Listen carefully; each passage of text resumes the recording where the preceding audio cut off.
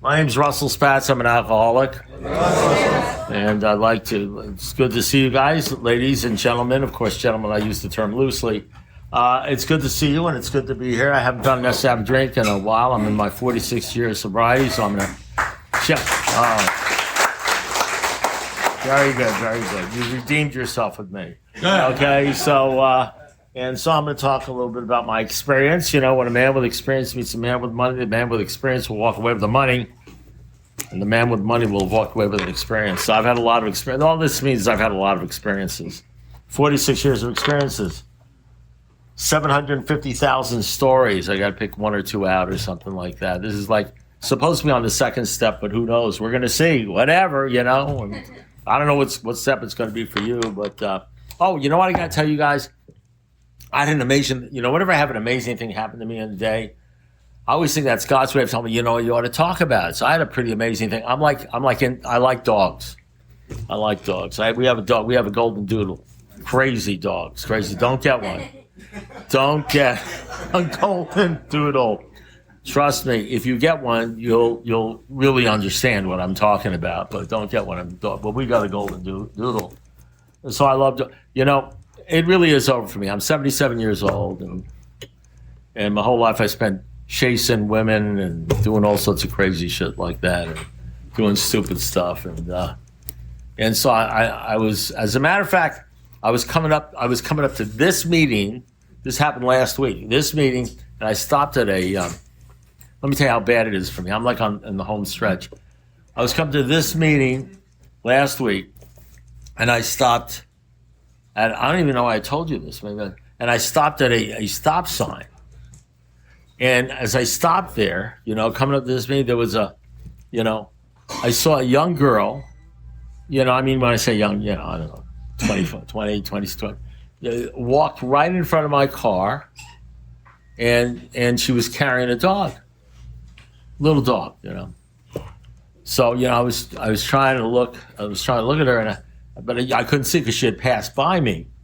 So what I did was when the light changed, I eased up and I made a right, and because I was trying to see the dog, but the car was punk and I had to leave. I didn't get to see the dog. So my life's over pretty much. That's it for me, That's when when you see girls with dogs, and you're trying to look at the dog. Now I know you're laughing because you don't know what it's like.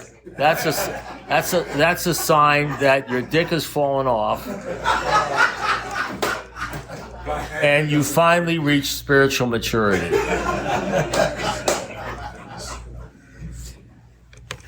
These are like all the guys I used to sponsor and work with, and just laughing at me. But I did really have a very interesting experience today. I was driving, and I do like dogs. So I was driving in my neighborhood, and there was a guy sitting outside, and he had a sign, and the sign was,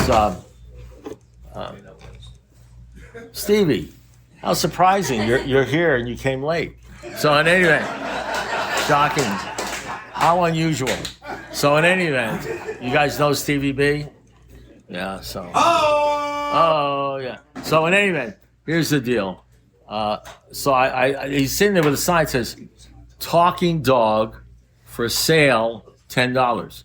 Now, I don't know what you guys would have done, but I'm like, I do like dogs, but talking, so I stopped. And I said, you got a dog back there to sale? He says, yeah. He says, a talking dog. He says, yeah, it talks. He talks. His name is Max. I said, can I look? This is only a few blocks from my house. I said, I know it's crazy, but I'm right there and talking. I said, can I check out the dog? So he said, yeah, sure. You can go back there. He's in a cage back there. His name is Max. And so I go up, there's this like little mutt there. And small little mutt, like he looks like he's 2,000 years old. And I walk up, he's like half schnauzer, half like rat or something, I don't know. And I walk up to him and I said, so you're the talking dog? He says, yeah, I'm the talking dog. But it's a true story. I mean, I'm not bullshit. This is AA. You know, I'm not. He says, yeah, I'm talking. I said, you fucking talk. He says, yeah, I talk. He says, your name's Max. He says, yeah, I'm Max. I said, you know, this is like amazing. I said, how long have you? I said, ever since I was a pup, I've been talking. I said, this is amazing. I've never heard anything like this. Never heard of talking. It's talking dog. So I said, so what's your story? He says, well, I worked for the CIA for 20 years. I was stationed in Moscow, and I had a handler there, and I belonged to one of the guys in the Politburo, whatever the hell that is, or something. And I used to go to the Kremlin for some of the meetings, and, you know, they didn't care because I'm a dog, you know, and I was there. And then when I come back, I would meet my handler, and he would debrief me, you know, from the CIA. And I did that for about 10 years, 10, 15 years. And then I finally retired from that job, and I came to the United States. I started working for Monsanto in industrial espionage. And he had a guy named from Dow who owned them, and he would go to like 3M and all these places and sit in during the meetings and the new products and stuff like that. And then he'd leave, and then he'd go back to Monsanto, and they debrief him on all the new products that, you know, like 3M or, you know, those guys were doing. He did that for about 10 years. He says, and now I'm retired. He says, that's an amazing story. I said, you ought to make a movie about that. He says, yeah, they're making a movie. He says, Ron Howard is talking to me. And I have an agent, and you know, and you know, so that's the deal. And they're writing a book about it, the whole thing. And I said, this is amazing. This is amazing. I can't believe this. It's hard to believe it. You know, I said, well, I said, you know, I live right down the street. I got like 8 grandkids and 4 kids, and, you know, we love dogs. We have a dog. We'd love to have you if you're interested. And he says, yeah, that'd be good. That'd be fine. So I walked back out to the guy, you know, there with the sign, and I said, so you got that dog's for the dog's for sale, the talking dog? He said, yeah, it's for sale. I said, well, how much? I said, he said, what the fuck's wrong with you? Can't you read the sign? $10. I said, $10 for a talking dog? He said, yeah, $10 for a talking dog. He said, how can you sell a talking dog for $10? He says, he's a fucking liar. He never did any of that shit.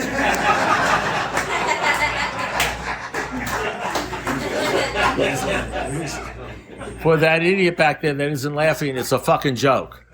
There is no such thing as a talking dog. I just want to let you know. It's always one in the crowd, you know what I mean? So here's the deal. So I'm in love. Anybody here ever been in love? Anybody? I'm the only one who's ever been in love?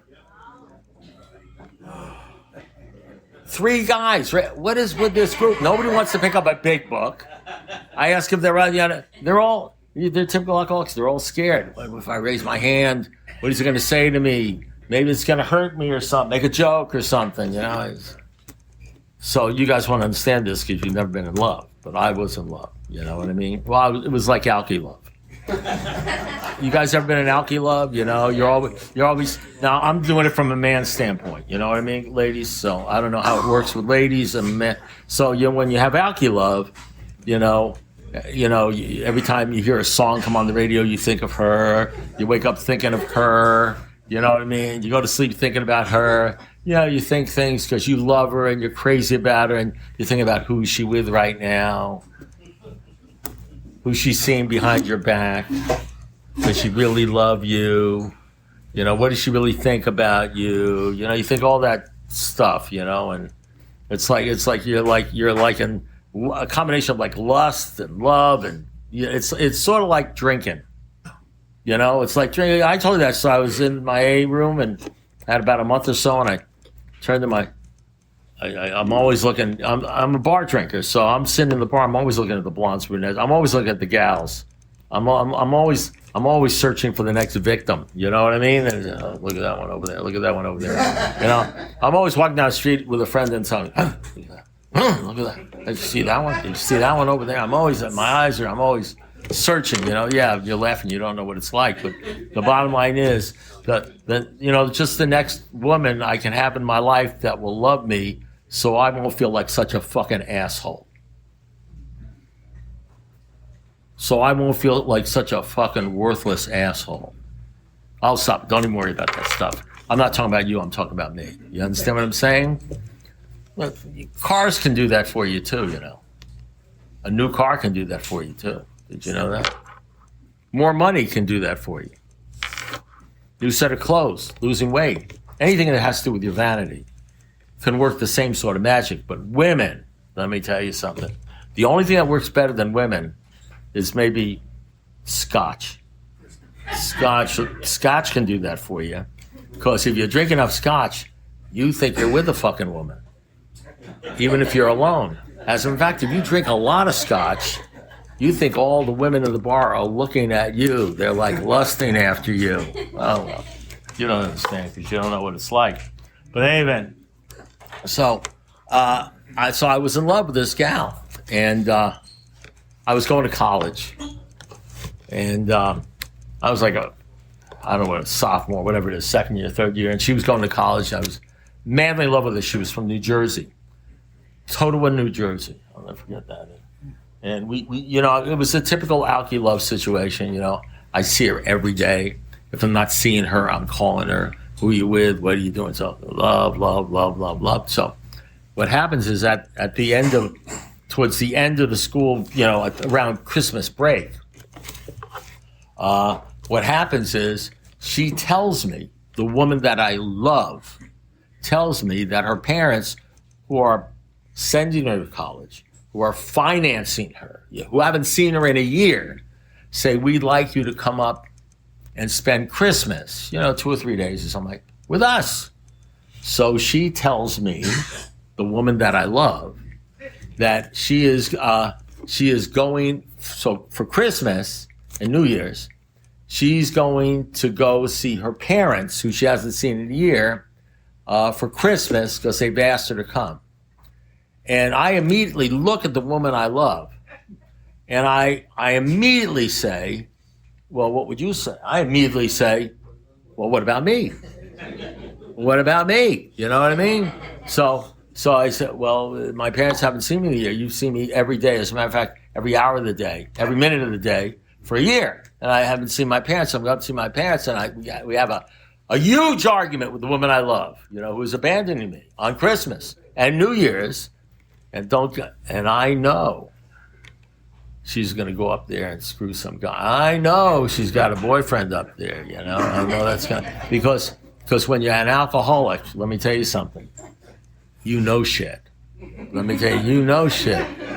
You know, what do they say? What do they say? What's that line? I got to mention the wrongdoings of others, fancied or real. I know imaginary shit. That's really true. You know what I mean? And it bothers me, you know?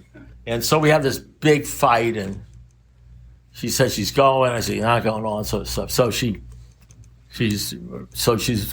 leaving for New Jersey or wherever the hell she's going to. And so I'm in my house, and I think I'm drinking at the time, and I get this brilliant idea. Sometimes you call it a brainstorm. Now let me tell you something. Now, I'm talking about my alcoholism. This has nothing to do with you. I can look at you guys and gals. I can see that you're very spiritually evolved, and you would never even get involved in this kind of thinking. But I'm thinking, I got a brilliant idea. I'm going to surprise her. In the one credit card, don't get ahead of me now, girls. In the one credit card, I get the feeling you might have been where I was at. In the one credit card that hasn't been maxed up because I tend to spend money I don't have to buy things I don't even need to impress people I don't even like. You know what I mean? Because my whole life is, if I only had a new suit, if I only lost 50 pounds, if I only had a new job, if I only had new money, if I had another girlfriend, I'd be okay. So my whole life is basically telling myself I'm not okay, but if I have this, I'll be okay. And it's absolutely clear. I can't tell you how clear it is to me that my problem is a car or a woman or getting laid or so. I can't tell you because I'm confused by a lot of things, but I can tell you, I wake up and I know what's going to, so I will do whatever I have to do. I'll run over my mother, you know what I mean, to get a girl. I'll do it. It doesn't matter. I'll kill anybody. And then I get the thing. And it works for, you know, like how long did that marriage? A month or 2 months, something like that. And then I got to get the other thing, you know.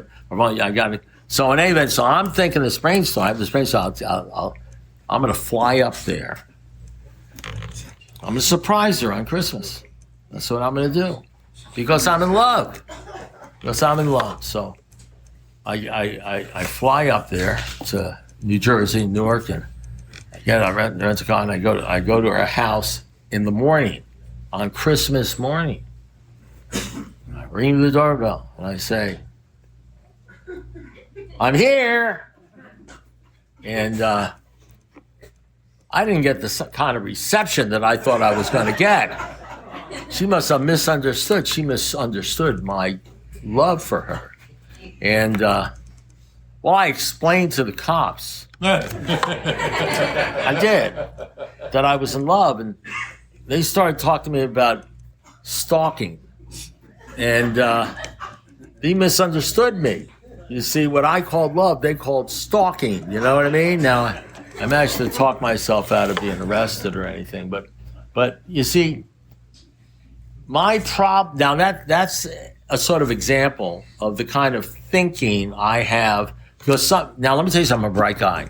Graduated with departmental honors in mathematics. I was going for my PhD in algebraic topology. Ended up becoming a lawyer. You know what I'm talking? National Science Foundation fellow. I was a division chief in the state attorney's office, prosecuting major crimes. Everything. I'm not a stupid guy, but somehow, when you're smart, you understand? When you're fucking brilliant, when you know everything, somehow what happens is when you know everything, you listen to no one, and you think you know exactly what to do and exactly what you want.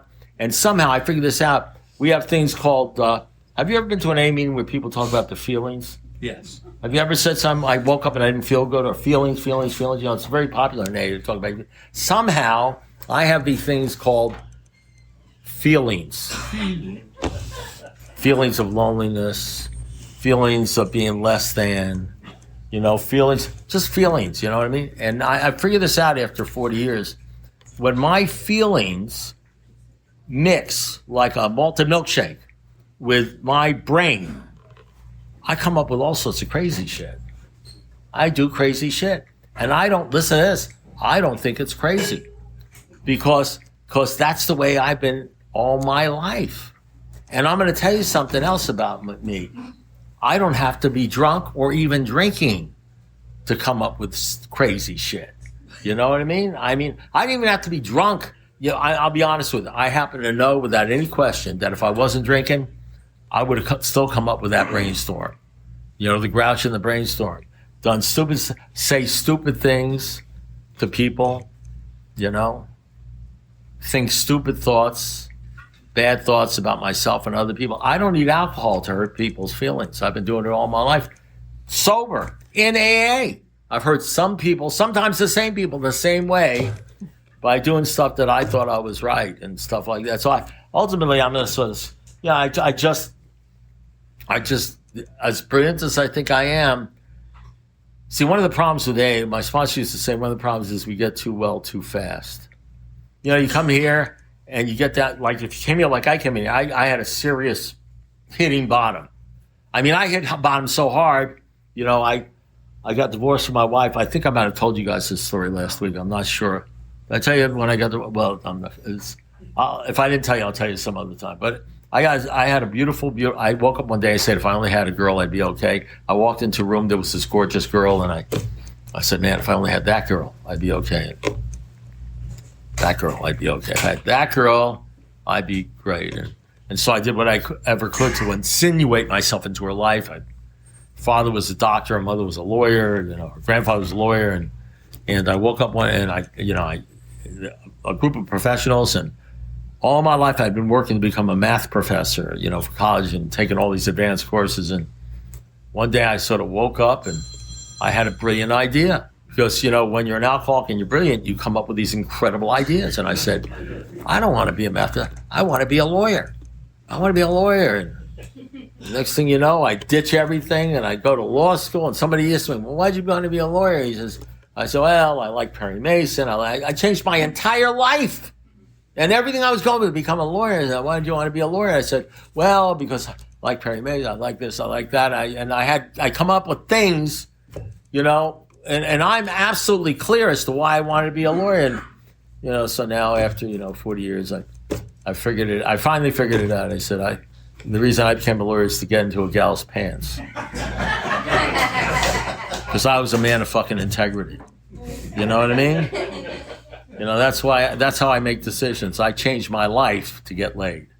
You know what I mean?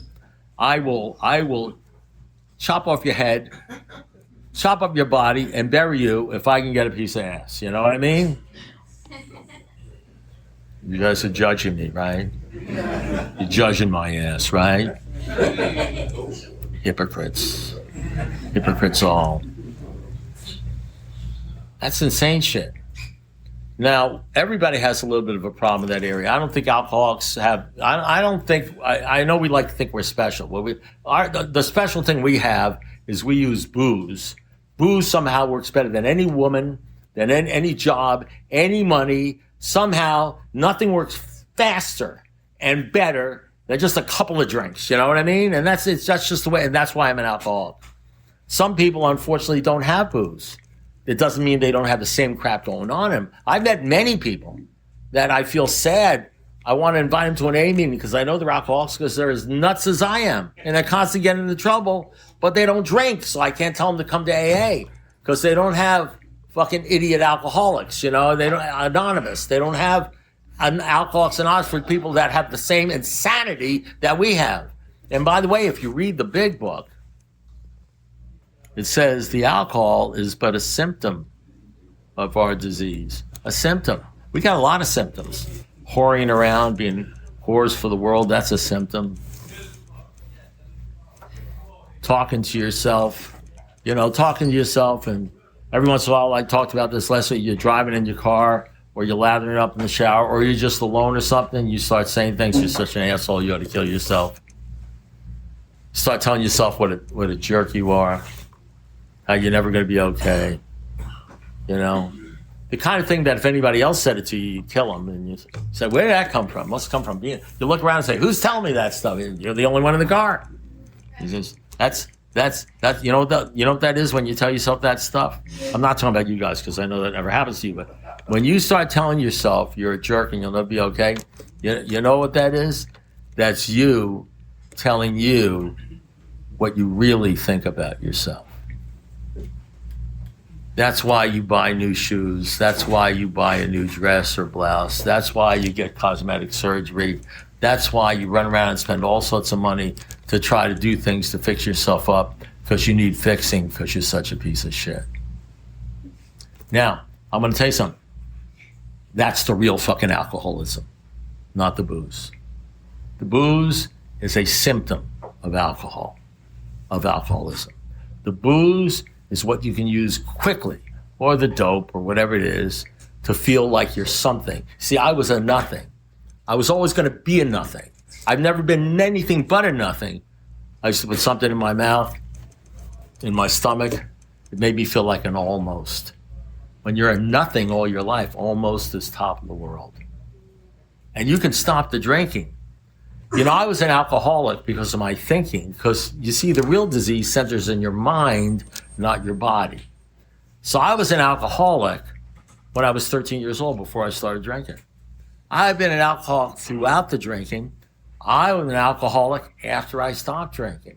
And I'll tell you something, if you happen to be an alcoholic and you're not drinking, and you haven't been drinking, let's say for a while, 3 or 4 months, maybe 5 months or 6 months, and you're picking up chips and everything, you may notice from time to time, maybe at 3 o'clock in the morning when you wake up, you may notice from time to time that you're like nuts.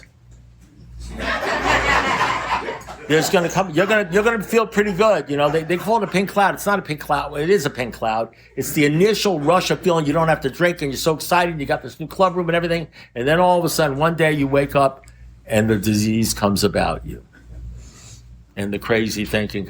So I sponsored a guy named Tommy, and we were co-prosecutors together. He was a jock, and he was very well known, sort of famous, and we prosecuted murder cases together and everything like that. But I came into AA, and I got sober, and we used to hang out at the bar. He was a drinking buddy. We'd hang up at the bar, 3 o'clock in the morning together. drinking buddies like that. We'd be drinking, and I'd say, Tommy, I feel like it's 3:00 in the morning in Omaha, you know what I mean? Or something like that. We just had this bond of, alky friendship. And, because it was like most of the girls had left and everything like that. I'll tell you when you really know you're gone with the alcohol, when you'd rather drink than hook up with a gal because it's just too much trouble. You know what I mean? You just want to drink and hang out with your imaginary girlfriend. You know what I mean? Just want to sit by the phonograph and play your alky songs like Only the Lonely or I'm Mr. Blue or Rainy Days and Mondays or whatever it is that sort of gets you to that place of self-pity. And then you have this great imagination. You think of yourself in the bar and you're singing that song and all the girls. And then you start thinking of your suicide. You start thinking about dying. And then you think about your funeral, and there you are. You're in the casket, and they're all there. All the women are there. The ones that ripped out your heart. You know what I mean? And they're all crying. They're crying because of the way they hurt you, as the bitches should cry. But you're not really dead. You're actually hiding behind a tree, watching the whole freaking thing happen. You understand what I'm saying? Now that's the kind of alcoholism I have. They just drink, and that's what alcoholics. That's what I do, and I can still hold down a job. So I sponsored this guy Tommy, and Tommy called me up one day, and he was just whacked out on booze and coke, and he was living on the. This is a guy who was a superstar, in college and everything, and he's living on. He was living on a probation officer's floor, and he his hair had grown down. He used to be a jock. His hair had grown down to there, and he said, Russ, he says, I don't know, I can't move. I'm supposed to be in court, and I don't know what to do. I've been drinking. I said, Tommy. I said, so he told me about the court thing. I called up the chief judge. I got him out of he said he's sick or something. I got him out of that deal. And then I said, look, I'm coming. I went over and I brought him to his first AA meeting. And he loved it. He loved it. I mean, the next day, cut his hair. He looked like the old Tommy. He said, we went to AA meetings. He went to like 1-2 AA meetings every day. My name's Tommy. I'm an alcoholic, and I'm one of the first guys I sponsored. You know what I mean? And he was just absolutely incredible. You know what I mean? And then, so one day, it's about 3 months later. He had about 3 months, and I get a phone call, and it's from Tommy. I said, hey, Tommy, how you doing? He says, fine. He says, Russ, listen. I have to leave Alcoholics Anonymous. I said, what'd you say? He said, I have to leave Alcoholics Anonymous. Let me tell you something. You need to sponsor people. You need to hang around alcoholics. You need to listen to alcoholics. You got to listen. You got to hang. I was on Relay for 8 years where anybody who called Dade County on Friday nights between 9 o'clock at night and 9 o'clock in the morning, they spoke to me. So during that 8-year period of time, nobody came to Alcoholics Anonymous. That was the wrong guy. But I would listen to these stories. I'm listening to these people, and nothing will teach you more about Alcoholics Anonymous and alcoholism than sponsoring people who are actually sober and having to listen to them. You know what I mean? And I got a story. No, you got to listen to me. No, I don't.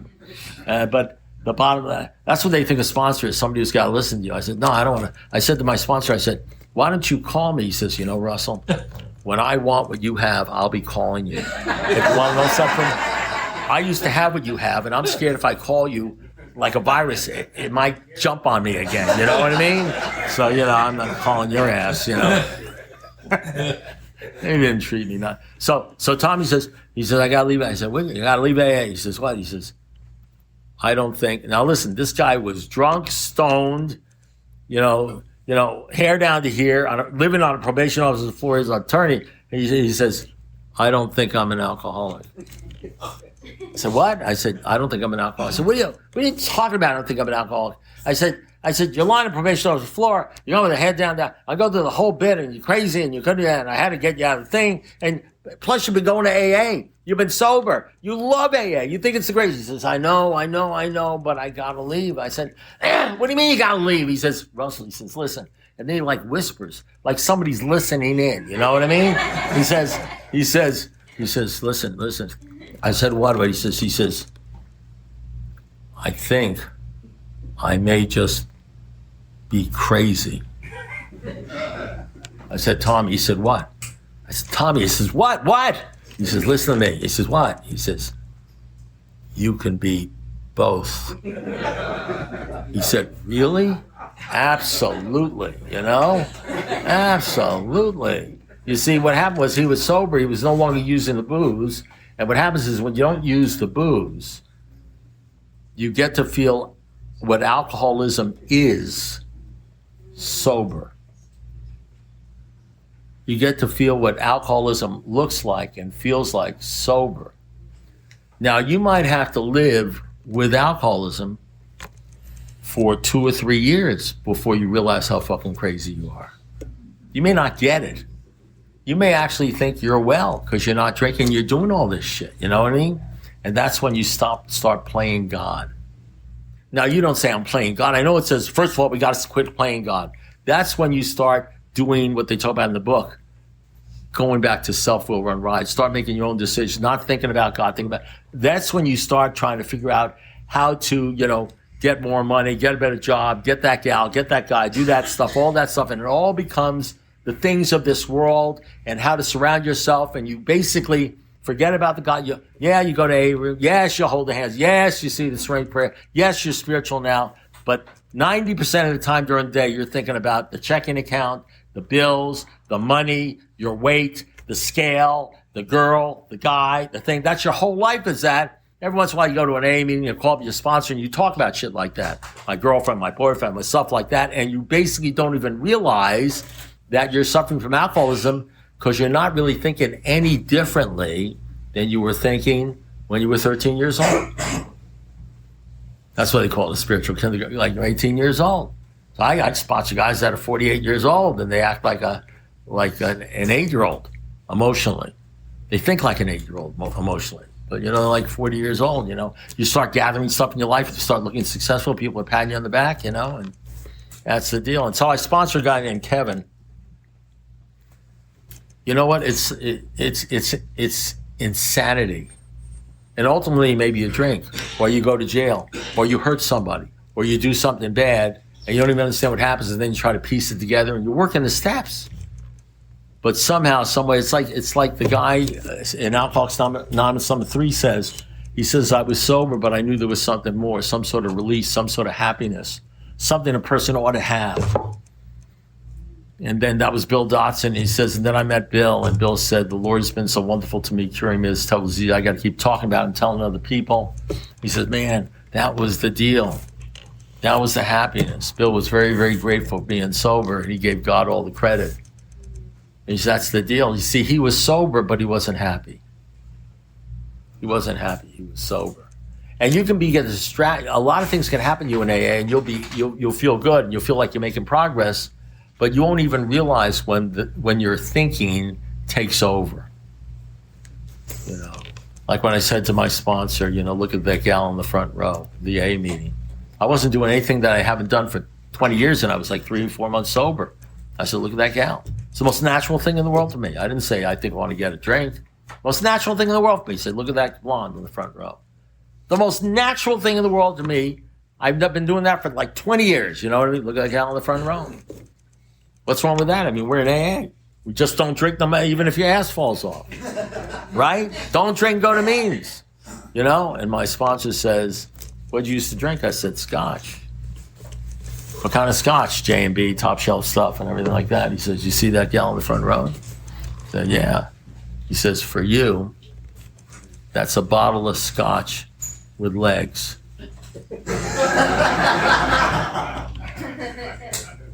I'm in AA. I didn't know you come in here and they cut off your penis. You know what I mean? Hey, listen, you're fucking adults. Grow the hell up. I'm not saying any words that you don't think. All the time. And I didn't know that had anything to do with alcoholism. I've had more guys go out and drink, blow their brains out because of women. And it's not the woman's fault. You know what I mean? And we can go into that. It's not the one. It's because their bottle of scotch it's a bottle of scotch with legs. Because the car is a bottle of scotch with legs. You know what I mean? Because they don't realize this dis-ease with life is we use things, we use women, we use cars, we use money, to distract us from our pain and try to make ourselves look good or feel good when deep down inside we're pieces of shit and we're never going to be okay. Because we don't really know how to get out of that because we don't even know we're in it. And the first step in getting out of jail is knowing you're in jail in the first step. The first you got to know, first place, you got to know you're in, thank you very much. But you got to know how bad it is, but you don't know how bad it is until it gets bad. And you see, when it gets bad and you're drinking, and you finally get to the point where you got to stop drinking, you can't stop drinking, you give your life to God to come on in and help me with the drinking, you need drinking, and you hit the drinking problem, and if you can only stop drinking, everything will be okay, and then you stop drinking and everything's okay, and then all of a sudden everything's not okay. And when you say, I needed this meeting, it's because, yeah, you needed the meeting just to distract you from the craziness. Then when you came in, you can only go to so many meetings, and then you got the rest of the 24 hours. So I sponsor a guy named Kevin. So Kevin, and I love Kevin. I love Kevin. Kevin calls me up. He's at the train station or the bus station or something. He says, I'm here. And he says, he says, they kicked me out of wherever they kicked me out, and I'm here, and it's 3:00 in the morning. I don't know what to do. He says, well, Kev, I said, is there, are there any bushes around there? He says, yeah. He says, listen, this is what I want you to do. I want you to go to sleep in the bushes. I'll pick you up tomorrow morning at 8:00. Okay. By that time, I had gone through the 8 years of speaking with people and, all that sort of stuff on the phone, which teaches you a lot about how to talk to alcoholics and when they're serious and when they're not serious. Because if you tell me you're going to pick them up at 8:00 in the morning, but he's going to have to go to sleep, I'm not coming up to get you. You're going to have to sleep in the bushes. People who are really serious about this thing, they'll go to sleep in the bushes. You'd be surprised what people will do to stay sober if they really want to stay sober. You know what I mean? And so I picked him up and I brought him back to my house. He stayed with us for about 2 or 3 months. So then he went into AA. And Kevin was one of those guys. He was so funny. He was so sharp. He had such great personality, And he looked like Clint Eastwood. You know what I mean? That kind of thing. Not handsome, but like rugged. And whenever he would go to and everything. So he's now got about 3 or 4 months. And he links up with a gal who shall remain nameless. I'll call her Lois. It wasn't Janet, whatever. It doesn't matter what it is. He links up with this gal who's got like 2 years. And he's got like 3 or 4 months. She's got like 2 years. They move in together. It's alky love, alky romance. God bless him, So Kevin calls me up one night and he says, and he's sober and he's going to meetings, but he's insane. Because if you're an alcoholic, you're insane. Don't believe me. I'm not telling you shit. I'm not accusing you of anything, but I'm saying if you believe in the big book, it says God will restore us to sanity. But if you're sane, now ready for this? You do not have to be restored to sanity. Only insane people have to be restored to sanity. I'll tell you something else I learned. What does it say? It says we come to believe that God will restore us to sanity. When do you think he does that? The thing asks you, when do you think you get restored to sanity? Now I'm in my 46th year and I'm still waiting for it. You know what I mean? It's gonna happen any time. I think it's gonna happen by next Tuesday. So Kevin calls me up and he says this. Kevin says this to me. He says, Russell, he says, I got a problem. I said, what's the problem, Kevin? You think the problem is I want to get more God? I want to know God more. I want to know the fellowship of the suffering of Jesus and the power of the resurrection. You think he tells me that stuff? No, he says, Julie, the gal, I says, what? He says, well, last night I was going to sleep and Julie tried to stab me in the back with scissors, shears. And so I say to Kevin, and he's sober, he's going to meetings. I say, Kevin, when a woman, now this is my thinking, you know what I mean? I'm not saying I'm always right. I'm trying to help you. I'm sponsoring. I says, Kevin, when a woman tries to stab you in the back with shears while you're sleeping, that's God trying to tell you it's really time to move. I didn't think it was crazy. I thought it was a good move. And he says to me, well, Russ, what about love? What about second chances? Don't we give people second chances? What about tolerance? What about being decent people? What about forgiveness? Now I'm starting to think, well, shit, maybe I'm wrong, you know? I might have overreacted to this deal. And of course, 2 days later, he was drinking and arrested. And they send him up to Avon Park for like a year. And he goes into a program up there in Avon Park, you know, for men and women. They had an alky program there. And so I go up, I happen to be in Tampa, which is around where it is, you know, and I see him, I'm there with my wife, and he calls me up, and I say, I'm up here. He says, well, look, I got out of Avon Park. I went through the treatment. I got like 90 days. And he says, you wouldn't believe it. I met this beautiful gal. It's hard to believe that this would happen. And I have a lot in common with her because she's an alcoholic too. You know what I mean? And so that's what they have in common. In other words, you see, here's how it works. This is the way it works. If you're a bad driver and you link up with it and you marry another bad driver, your insurance is cheaper because you both have like the same problem. So there's less of a chance there's going to be a problem, you know? So he links up with this gal who's gorgeous, you know, and everything like that. Alcoholics never link up with. You ever notice that guy says, you ought to see my guy? They never say, I really linked up with an ugly gal. You know what I mean? It's, everybody's gorgeous. And so he links up with this gal. So I say to him, I said, why don't you meet me at Burns Steakhouse? I will buy you and your girlfriend or whatever it is a drink. And so I go to Burns Steakhouse and it's 7 o'clock. We're supposed to meet at 7. It's like 7:30. So I call him up and said, Kevin, we're at the steakhouse. You're not here. He says, Russell, you wouldn't believe what happened. You wouldn't believe what happened. You know, like there's an emergency, you know. There's an emergency. I'm trying to find God. No, that's not what he said. He said, her name was Annie, actually. This gal's name. He says, Annie. I said, Annie, what's wrong with you? He says, Annie. He says, she's gone. I said, what's going on with Annie? He says, Annie is in our apartment, and she's on the stairs of our apartment, which like overlooks the bedroom, and she's screaming at me. And she's got a bottle of vodka in one hand and a butcher knife in the other hand. We find them. I'll tell you, I don't know how we do it. You know, we're great at that. Butcher knife in another hand. I'm not making this shit up. And I said, and she's screaming at me. He says, what is she screaming? She's saying, leave! And I say, it's like deja vu all over again. I said, Kevin, listen to me. He says, what? He says, you need to leave. He says, Russell, what about love? What about tolerance? What about second chances? What about trying to help people? What if she hurts herself or something like that? I said, Kevin, what she's doing now, she says, she's screaming at me to leave. I said, Kevin, you need to leave. He's sober. She's obviously not sober. You know what I mean? Of course he doesn't leave, and he drinks again and he gets arrested. Now, listen, I could tell you stories, you know, about my own insanity throughout the years. All the things I did sober while working the steps, the mistakes I made. Why do you think they have the 10th step there? Because I do crazy shit. And I think crazy shit, you know? And I work with sponsees and other people. And you want to know something? I work with people, you know, when you get around 40 years, you work with people who have 30 years who are crazy. They come up to me and they're crazy, you know, that kind of thing. And so I am acutely aware of when I'm talking to somebody who says they have a big problem and they start telling me about the car, the woman, the job, and they start telling me, and I know the real problem is that they're crazy. It's not the car. You know, it's like my sponsor used to say to me, he says, the reason you're upset, Russ, is because you're upsettable.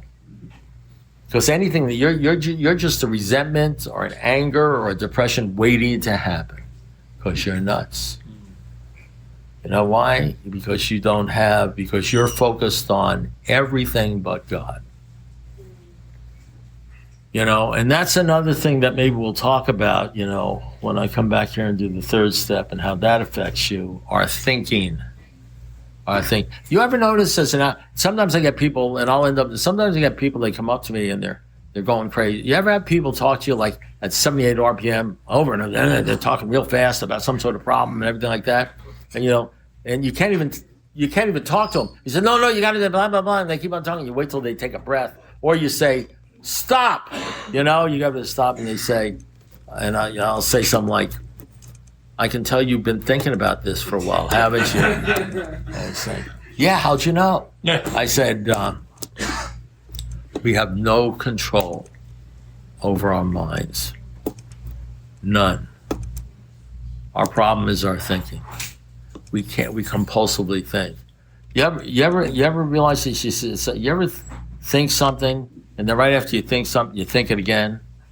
And then you think something else, and then you think something else, and think something else, and think something else, and think. You ever realize? You ever say to yourself, "I gotta stop thinking." You ever wake up to realize, "I gotta stop thinking about this thing," and then all of a sudden you're thinking about it again, and then sometimes you think about 2 or 3 things at once, and it goes over the thinking and everything, and it just drives you crazy.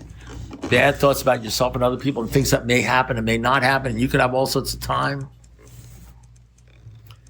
Here's what you got to do. Here's the deal. I had a guy named Bud Dunbar in my life. He was an older member of Alcoholics Anonymous, like 50 years, and there's a story about Bud Dunbar where he was speaking in Key West, and he was approached by one of his sponsees. He had like 40, 50 years or something, and the sun was going down, it was setting, and the sponsee came up to him and he said, and he was going nuts. He says, "Does it ever get okay?" I get a lot of people say, "When does it get okay? When am I going to be okay? How do I do that? How do I get okay? Because this is driving me nuts."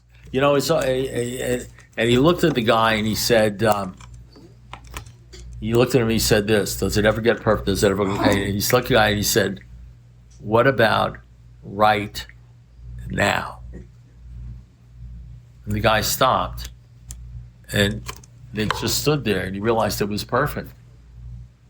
It was absolutely perfect. You know what he did? An outside force, his sponsor, stopped him. What about right now? And all of a sudden, everything was okay.